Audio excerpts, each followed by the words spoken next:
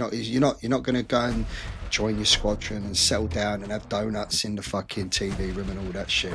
But you are deploying. Huge responsibility put upon your shoulders, and the demand for our skills is so great that by the intelligence services. But bring him on. Let's see what he's made of.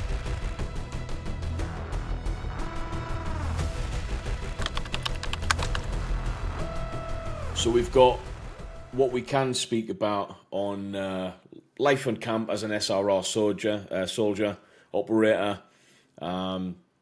Similar in some ways to the Corps, but a lot more emphasis on the individual to be able to make of their career as they need to. If you want to rap on fizz, rap on fizz, but be prepared for consequences type thing. Yeah, I mean, can I just? I didn't broach on that one, but you just brought that to my mind.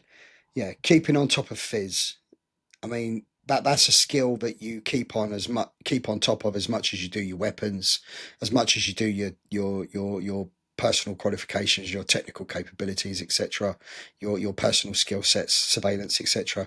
Keep on top of your fizz, because you're the one that's going to be held accountable should it go wrong and you are working behind enemy lines, and should it go absolutely pear-shaped, like proper wrong, and you haven't got the capability, the strength, the cardiovascular fitness to carry your oppo out of there who has taken rounds wherever. So I mean, you got to keep on top of this shit. Because what I would say is there's, and we're going to get on to, my question is going to be orientated about life on operations, actually. I know we're going to have to be careful about that, but before I jump into that, I want to kind of add to the fizz side of things. There is opportunity in the Corps, probably is in most of the Army Parachute Regiment, to rap on fizz. Although, I will say this is a bit of a caveat with the Corps and probably the paras as well.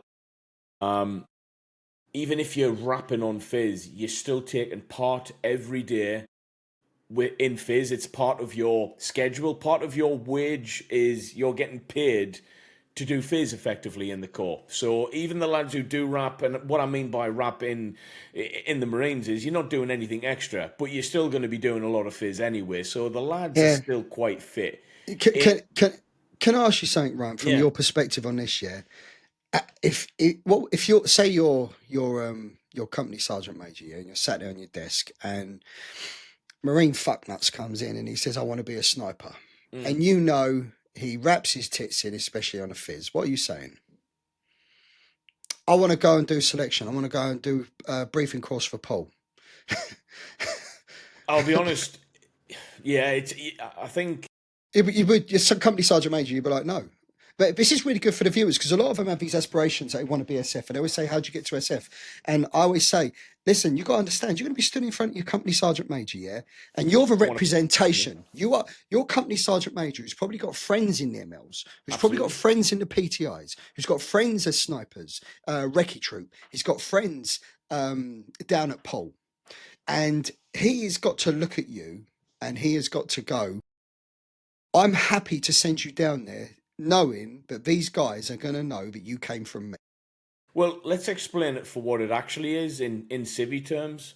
You're going to the operations manager, telling them you want to leave your current job and you want to go work with one of his mates in another job in another company. Is he going to give you a good CV write-up? Probably not. He ain't going to recommend you at all. So it's like, if you're a good egg, he probably doesn't want you to leave anywhere. And if you are going, you better believe you better be on top of your shit. There was one lad I know, I'm not going to mention his name, he did want to go ML, he wasn't fit for it, and he freddied it massively, and he got pinged for a field ambulance driver at CLR. I'll tell you what, your company sergeant major could sit there and go, I'll tell you what, all right, I'll let you go, but you fail this, and when you come back, you're straight on your chef freeze. Is it chef freeze? I don't know. Yeah, chef I mean freeze? That's even in that's not even part. Mate, that shows you how long you've been out. That's a Navy thing now. They've got rid of chefs. Chef branch doesn't exist. Yeah, chefs. I remember chefs used to be hench because they had all the food and they'd have loads of time for the gym. There was one. Did you see that chef? Don't know if it was he at 40 when you was there, mate. Yes, I know who you're talking about. he looked, he looked like he should have been on the Olympia. I know exactly who you're talking about. I don't think he went Afghan, did he? Like I couldn't imagine him. I couldn't imagine him on the battlefield of Afghan, if I'm totally honest. It's interesting his story actually. Let's just say I can't I'm not going to name anything specific, but yeah, I may or may not have seen him with his top off at one point, and he had a little red blood spot there. Oh right, okay, yeah. He was a big dude, he was, but Mate, he was stage ready. I swear. if it's the same guy I'm talking about, he was a full on bodybuilder in the Corps, wasn't he? I mean, come on, play the game, like you know what I mean? But I If thought I thought he was just, I thought it's because he had all access to the food because he was cooking it. yeah, I think I mean, I would have believed it if you said he was a medic who had access to all the gear, but when you said chef, someone's been jabbing them bulls up with. I just Oh thought he had man. loads of time for fizz, and I thought he had loads of time to get his diet on. Knowing what you know now, James, what do you reckon then? I know, mate, I know, I know. I will tell you what, though, I do know. I mean, he would have looked the part for Afghan, but believe me, mate, Wouldn't have been able to perform. no, no, I couldn't even imagine him trying to run over some sort of like bun line with a Jeep MG and 1,000 rounds on his back. Yeah, he is the bun line. He should cover. Take cover. Contact. See that bootneck there? Get by him. But so operations and in the SRR. Is it something like one? You go into Afghan, you know what's happening. If you're lucky, you're at the unit, you're getting a good 3 to 6 months beat up of professional training, and then you deploy for 6.5 months, or you're on 24 hours notice to move and a job comes in, like what happened when I was in Albania for Libya. It didn't come through, but anyway, we were stood to. It was like, wow, we have to test and adjust to something that's brand new, which the Corps can do. How is it like that for you? Do you know you're Yeah. getting deployed? For sustained campaigns, whether they be acknowledged or unacknowledged, Mm, you'll have your duty build up to it. Okay, you will have a lead up time. I mean, I think that is just a basic kind of requirement of the British military, and no one's exempt. It right. doesn't, I mean, SF obviously gets a lot of exemptions by the nature of the work they do, but no one's exempt from that beat up to a tour if it's a sustained kind And of engagement. is that if it's what's the word I'm looking for?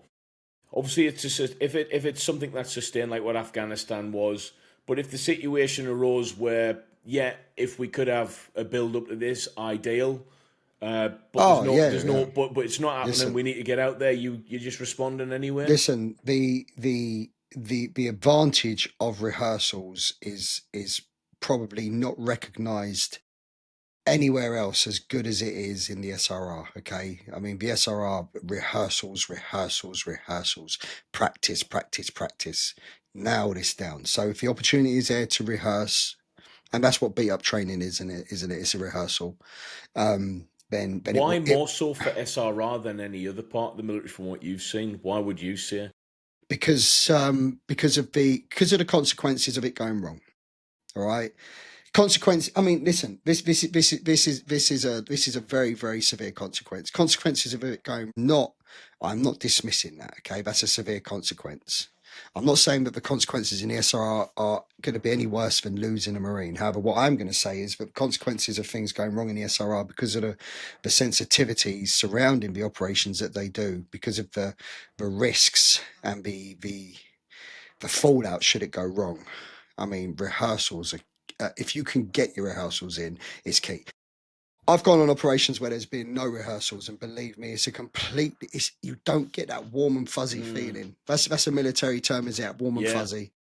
You don't get that warm and fuzzy feeling, but you do. There is an edge of nervousness to it when you're going to go out the door, when you're going to, when you're loading up in a vehicle, when you're actually out there, approaching target, getting dropped off at target, etc.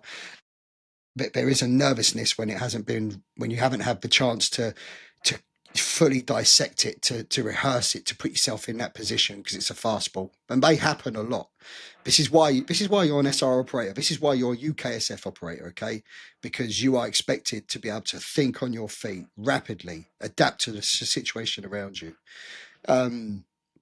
So rehearsals. If I could rehearse for anything, I'd always choose to rehearse for it. Yeah. How quickly did you find yourself getting that lid behind you and then going out the door? Because in the Corps, you were effectively deployed within 2 weeks, which at the time, yeah, it probably happened reason quite a bit, I'd imagine, with lads leaving Yeah. train and getting pulled out there. It was you and bless him. Am I right in saying Sparks, young Sparks? Sparks, yeah, young Sparksy. So it wasn't uncommon in the Corps, but it's still not the ideal situation. Now you're doing pretty much a similar thing, I'd imagine, getting that lid.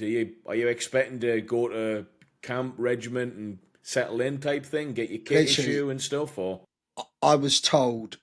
I was told as soon as I was told that I was a badged SR operator, I was told that I will be deploying to X theatre and that's going to be my next focus. All right, you're not going to go and join your squadron and settle down and have donuts in the fucking TV room and all that shit. But you are deploying. Yeah, you're deploying with your squadron, and believe me, you bond with your squadron. One of the things that I noticed.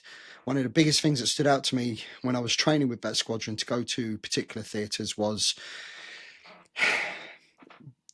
just how there was an aura amongst them of just being so swept up, and also the way they worked with each other. They were so blended, so coherent, in tune with each in other. tune with each other. Yeah, yeah, Here's yeah. something then. And I do, before I ask this, I'm going to point out, I think I know the answer, and I think I know the reason why it has to be different, especially the early hard grav fighting days of Afghanistan with young Marines and young corporals and, pretty young sergeants as well in some cases. The fighting was fierce. You're definitely getting involved in it. You're seeing horrendous stuff. That bravery, that fitness, that tenacity of a Royal Marines commando, you're living it every day in Afghanistan. So the acceptance or the lack of it, rather, has to be different in a commando unit. What's the acceptance like in SRR? That dynamic when you're there? Yeah. Okay. So don't get me wrong. Listen, you're in the British military, right? There is always, even if it's not said out loud, there is always going to be a sense of sprog Mm. or crow. Depends where you come from, isn't it? However, it is also very, very much respected and accepted that, as I spoke about in the last episode, that the an idea can come from anywhere. Doesn't matter what your rank is. You're in big boys environment now. You've shown your aptitude by getting through SRR selection. You are fully in the mix to give a good idea and a good solution, or make a positive contribution, and that is accepted, and that's part of it. But also, they also understand. The senior guys also understand it's going to be very, very, very rapid process in which you have huge responsibility put upon your shoulders, massive responsibility. So they don't want to put you up. They don't want to, put you under unnecessary kind of belittlement or pressure. It's adult rules. Let's bring this lad on. All right, he's going to be given this, and he's going to be given it soon because because that's what we're about. We need effective operators because we've got so much on our plate, and the demand for our skills is so great that by the intelligence services, but that instead of belittling this person or shut up, numb nuts, what do you know? Let's bring him on. Let's see what he's made of. And that's it. So a comparison to your first deployment in the Corps with 4-2 Commando And you to remember that story? yeah. Yes. And if Listen, you don't if you don't know when what we're talking about, guys, go and watch those earlier episodes because yeah, it's interesting the okay, dynamic. okay. When when I turned up at my SRR squadron, no one told me but I was going to get banged out if I didn't keep my head down. Yeah. But chalk and cheese then. Yeah. But listen, that's why you went and did selection. You know, that's why you was on a Sanger in Fob Inkerman in the Sangin Valley. You just done 5 to 6 months of, fucking contacts every day the sun was out. And you sat there on a Sanger at 2 in the morning. It might be -5. And you're dripping and you're saying, I've fucking had enough of this now in typical bootneck fashion. Yeah. Fuck this. When I get back, I'm joining. I'm Chitting doing in. I'm putting my chit in. I'm going SB. I'm going ML. I'm going SRR. That's why you did it, because you wanted those big boy rules. And of all of the mysteries surrounding SF, one of the things that is said is big boy rules. And believe me, there's a lot of guff out there, as you know, Ryan. There's a lot of junk out there, especially when you start to embark on social media. There is a lot of misperceived junk out there on SF. I agree. Yeah. One of the things that is not junk is it's big boy rules. Okay. You join that to be part of an adult environment, carrying out, incredibly important strategic tactical operations. Yeah. So you're on a building site before you join the Corps. Well, the thing was, Your sorry, Ryan, naive, yeah. your naive perception of what the Corps would be, as was mine, very naive.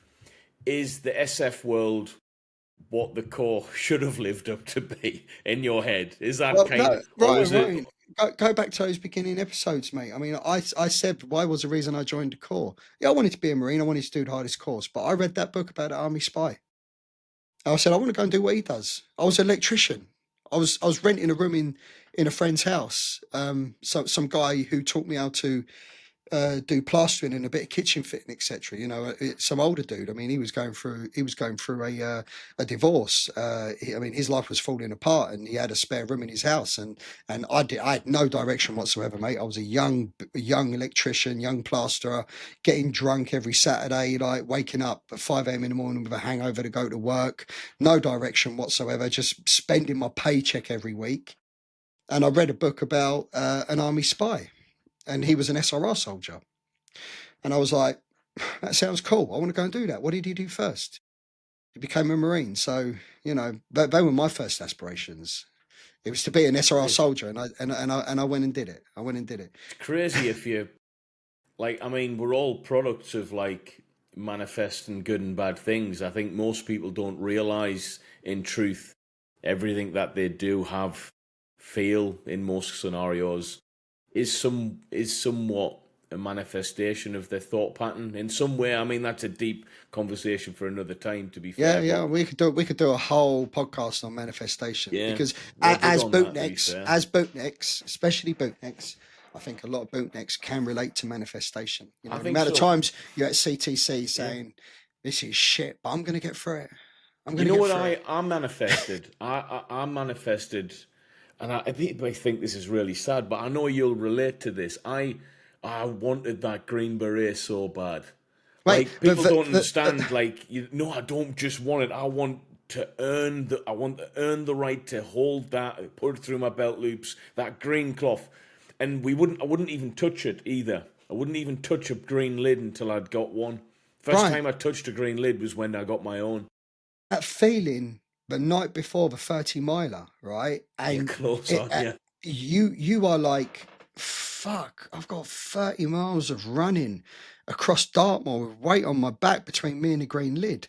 But then the manifestation kicks in. In your head, you're like, You're watching the the finish line. this is done. That's what I was like, Ryan. If you were the Yeah, same, I I think was all the the lads same. were the same. You're like, I've this got is done. this. This is Yeah, done. This is yeah. done. It wasn't a failure thing. I have completed I this. agree. Yeah.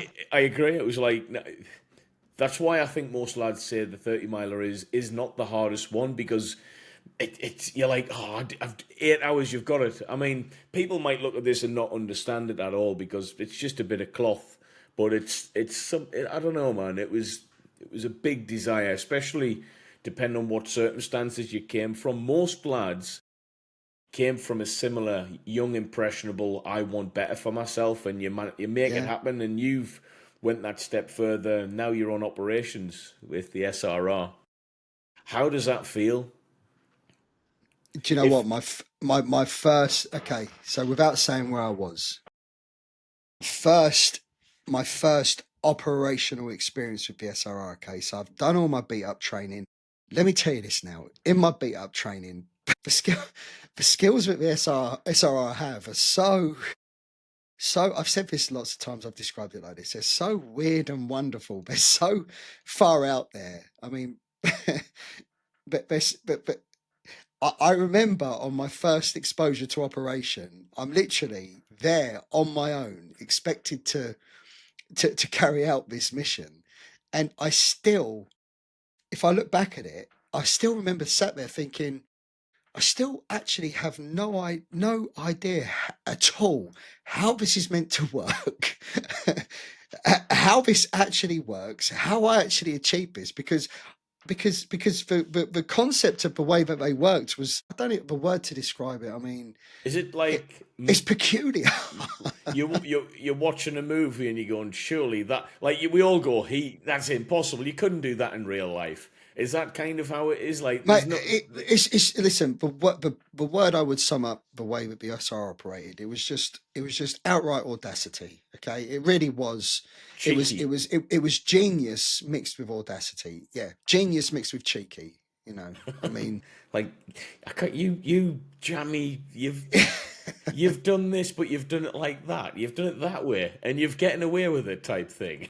I was working in a foreign environment. I had a mentor with me who was another operator who had just done a stint in that environment, and they were kind of talking me through the process, etc. We was on a live op, and he wasn't going to out and carry the operation. He was handing over to me. It was a handover, and he's gone, okay, yeah, there you go. There's a situation. Off you go and do it. And I remember just strolling off and into the sunset and What just am I doing it, doing? just doing it, and Well, and I've got permission to do this right now. yeah. Do you know what? It's a shame, but I can't kind of like really paint a picture. But I hope that I can paint a picture of just, you know, the genius of the SRR's way of operating. It really is. I mean, it's fascinating. It puts a smile on my face, just and it gives me like a tingle down my spine just thinking of the operations that we used to do. Really? I was super proud. People say, "Was the best time you had?" Best time I had was in the SRR. Proudest achievement was Royal Marine. Yes. Right. Proudest achievement was Royal Marine. Best operations, best experiences. Satisfaction Yeah, of yeah. operational SRR, satisfaction, fun. SRR. Yeah, Was it was and it was it fun? Like, did you like think that yeah, was bloody mint? yeah, yeah. Yeah. It was, yeah, it was super fun, mate. It was like, I mean, it was dangerous, but yeah, I'm talking like that 24-year-old lad who hasn't got kids and who's only got to look after his own arse now. Like I was laughing. I've been in contacts right with the Marines in Herrick 7 where the bullets are ricocheting around the floor around And me. lads are laughing. And I remember crawling my way behind this wall, putting myself up against that wall. My osprey was hanging off because I was trying to drag myself along the floor so close to it. You know where they say you're going to be chewing the. And What you was that are. saying? Oh, you're gonna be yeah. Oh. Well, I can't remember what the saying Wait, is. that's why they call us gravel bellies, isn't it? Anyway, Yeah, because our bellies are smashing across the ground. Yeah, what is that saying? I'm trying to remember I'm trying to remember Corporal Rob, the Scottish dude in command on the front. I'm trying to remember what he would have said on range. You think that you'll probably be up in that position? You'll be effing. I'm trying to remember what he said. You'll be chewing the gravel or something. Yeah. Yeah, but mate, I remember one contact as a bootneck, mate. I mean, I was dragging myself so tight to that dirt that all the poppers just ripped off of my Did it? osprey. Yeah, Wow. yeah, like because I was literally like, whoa, mate, and you can see the bits of sand coming up. Jesus, man. But mate, you still got up behind that wall, I started and laughing. I remember chuckling. Probably would have been a bit different if I took one of those 7.62 lead wasps. Like, Yeah. for yeah, it's, Through the arse cheek or yeah. something. That would have been cheeky. Mate, I still would have laughed. This getting to know you a bit. I have no doubt that I think you would have laughed. Yeah. Mate, So I'm trying to. You've brought back memories. I'm sure one of the lads did get shot in the arse. Do you I know think anyone I, who's ever been shot in the arse? I think, yeah. I think it was a GPMG gunner wanted. He was in the prawn. Yeah, I think it was on. Wasn't it on one of Chris Terrell's documentaries actually? Oh, I think so. Yeah, yeah, yeah. Mission Afghanistan or something. I think that's where I've seen it. I mean, I don't know if that's a good or bad thing. I mean, it's just cheek, isn't it? You know, Yeah, you can get in yeah, shit. it's It must certainly. hurt, but Yeah, yeah. I was gonna burn that, isn't it? I don't know what I'd rather, a 7.62 or a beef reef. I don't know which one I'd prefer. We Yeah. didn't mention beef reef, did we, on the join and No, runs? no, no, no. Oh God, yeah. But All right, so yeah. Thank you, gentlemen spoofers. I believe that is me. That one there. yeah, That old game. Yeah, I mean, people will probably be saying, "What the fuck are these two going on about now?" gentlemen spoofers. So I do believe that is me. You got to do it non-emotional. If there's a Non-emotional. bit emotion, then It's you're still getting in. reefed off a beer Yeah. mat. So take me through. See, this is the thing. At the end of a patrol in the Corps, you're going back to a fob, Yeah. probably. Checking, getting stripped down, checking for entry wounds because the adrenaline's been through the roof. So you might have been shot and you don't even know about it. Actually, this is a question I was wanting to ask you. Yeah. This is Lads would strip each other down and check. I mean, your sergeant would say, "Right, everyone in a line, get everything off. We're checking it. We got to check each other for because we don't know." I mean, that was intense. so at the beginning. I asked you about the fizz and stuff, and this is where I was wanting to go with it actually. So we know why we keep fit in the Corps. It's to do that grav job. It's hard. It's Yeah, hard yeah, work, but it does stop when you're back in the fob. At the end of the day, that's it. If you've got a bit of downtime, a couple of hours is better than nothing. But your fizz in SRR is not necessarily to be doing bounds with a section towards the enemy and flanking and all that kind of stuff. But I'd imagine that you would require. I mean, that's got to take a lot of stamina and endurance out of you. Just the sheer nature of how you're operating behind enemy lines. You're not really switching off like you are in a yeah. fire. No, Or am I wrong for y- assuming that? y- yeah, yeah. You'll keep on top of Fizz in the SRR for the worst case scenario. I mean, do you know what? When you're on full on operations with the SRR, it is hard work to keep on top of the Fizz. So it just to kind of, I mean, I'm looking at this from an outsider as well. I'm thinking of it, right, we cracking fizz and that section attack was easier because of it. Or we cracking fizz because I'm in a sustained environment of pure, I'm having to concentrate constantly. This op Yep, yep, hasn't got an end date. It hasn't really yep, got. yep. I'm on ground for X, Y, Z, but things could change. I could be behind enemy lines for X, Y, Z, sleeping God knows wherever, doing God knows what. Like that's an endurance thing, or am I wrong in thinking that? Like Well, listen. Let me go back to some of the sustained operations I did with the SRR. A typical right. I'm gonna put the time frame into perspective for you here. So a typical day on operations with BSRR is 20 hours of operational activity with your lunch, your dinner, etc., and maybe 4 hours sleep. You might get 5 or 6 hours sleep if you're lucky. So 18 and 6, 20 and 4, and in that, I mean, I've always loved my fizz. So I am the type of guy, but we're coming off ops and I know I've got to be up in 4 hours and I will sacrifice 30 minutes of that sleep to go and do 30 minutes of fizz because for me, that is what keeps that's what keeps me happy. All right. That's what keeps me functioning. You take my fizz away, you might as well watch me take oxygen away. I start to crumble. I start to really, really fall apart. So the SRR doesn't make it easy to do fizz. On camp, it's easy. On camp, at lines, when you're not operational, I was doing fizz sometimes 3 hours a day. Mm. I was having time. I remember I used to train with another lad in my regiment who he was super fit. He was a competitive rower, Yeah, so amazing. his engine was something else. Former bootneck as well. And me and him would manage to do an hour of stretching, an hour of endurance, and an hour of strength. 3 hours every day. We were super fit. It's almost like you're trying to get it all in a bank because you're going to be deploying soon. And when you deploy, depends on what operational theatre you're in. Some of those operational theatres are so operationally demanding. But as I said, your typical day is if you're lucky, 18 hours of ops and 6 hours of sleep, and cramming your food and your lunch and your breakfast and all that in between. And Um, obviously, you're doing your reorg and all your stuff ready for the next day anyway. So it's a like lot of it, this is a lot of admin it, time yeah. as well.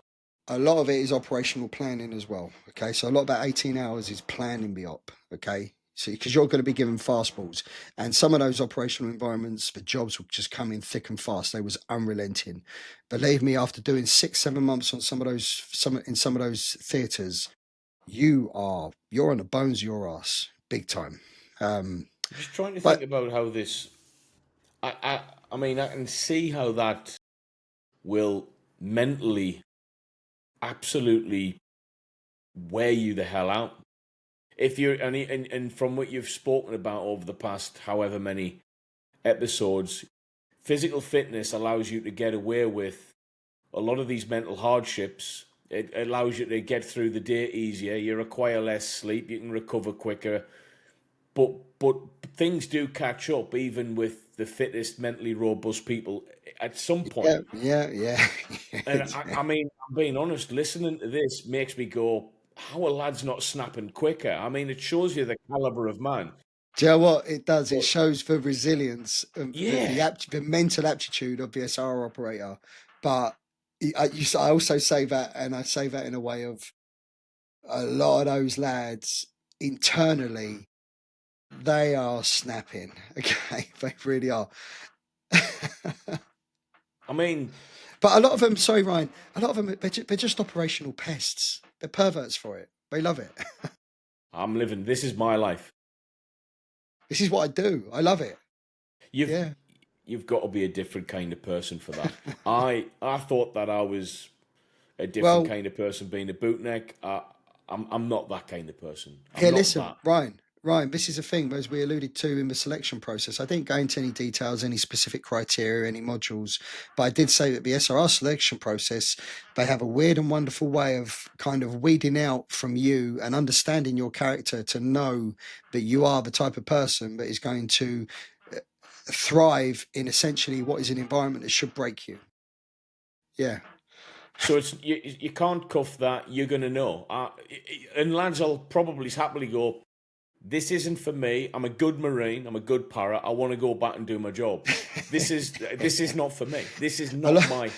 a lot of lads, if they threaded a course, will be kind of relieved that they threaded it. And God, yeah, I didn't want to like, be. Yeah. yeah. Do you know So, what? so mm. I'm happy to go back to the core. Yeah. And I mean, I know a lot of lads going down the Poole Hereford route. I'm not saying you can cuff that either because the numbers prove that you can't. But I'd imagine you could get through that, being fit enough for it, being mentally robust enough for it, being the right guy, but not actually enjoying it. But you've met everything else. You just might not enjoy what they do, but you're being able. I mean, I've got friends who probably say that now. Yeah, I didn't really. I liked lots of elements of it, but didn't want to do that for too long, type thing. I knew that about myself in the Corps. I knew that for me it was about getting my green lid. Actually, day one at a commando unit was news to me. Like, all right, this is what I do now.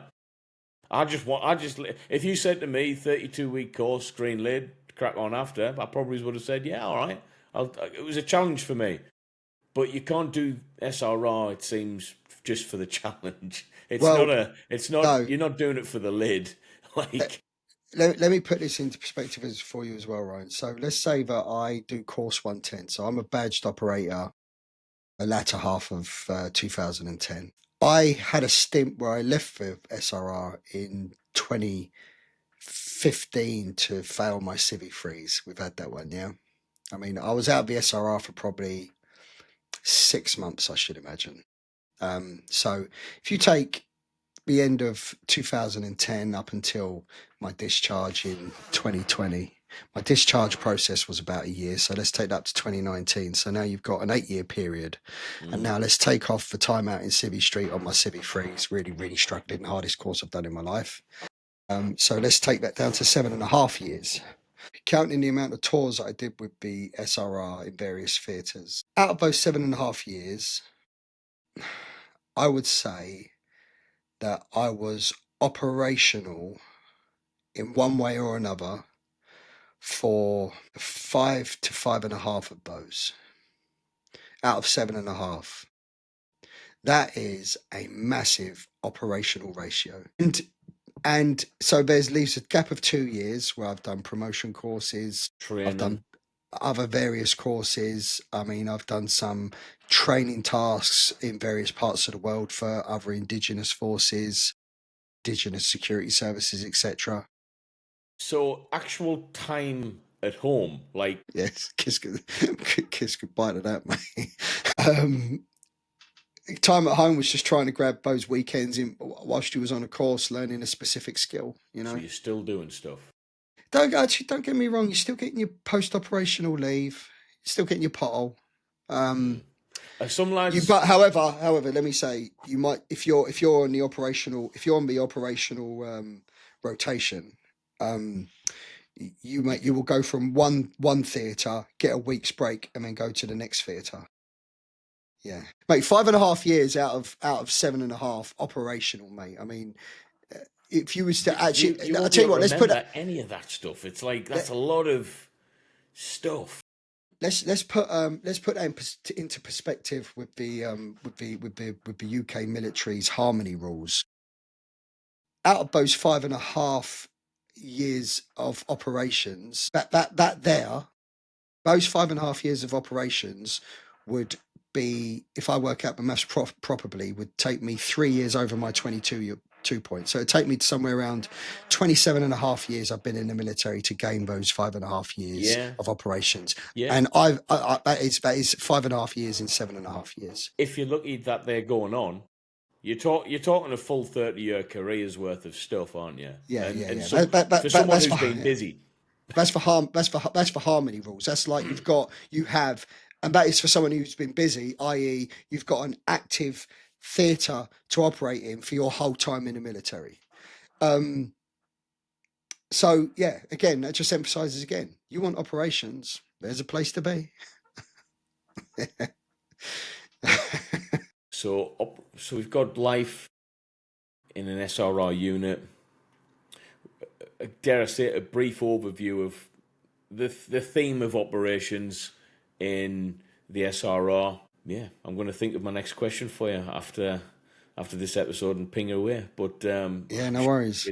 We could talk for ages on SRR in general, I think. Yeah. If you had the green light and disclosure wasn't a problem and the official secrets acts wasn't a problem, I mean, it's a film. Different world. Yeah, it is. You know, I mean, I can say that the operations I was carrying out as an SRR soldier, some of them had such significance that they were getting briefed to the to the highest echelons of world superpowers the next day. And also, you know, I've mentioned before about, you know, some of the characters that wanted to visit us because of they heard of this bunch of crazy English dudes that were, what the fuck, they're doing that, they're having these results. So there you are, you know, you're visited by General Petraeus of the CIA, you know. You're visited by, you know, commanders from Delta who happen to have commanded in Mogadishu in the Black Hawk Down, because they were like, we need to meet this team. We've heard what they're doing. We can't get our heads around what they're doing, but they sound fucking fantastic. I want to go and meet them. We'll start the next one on that, actually. I want to ask you something about that. All right, no worries.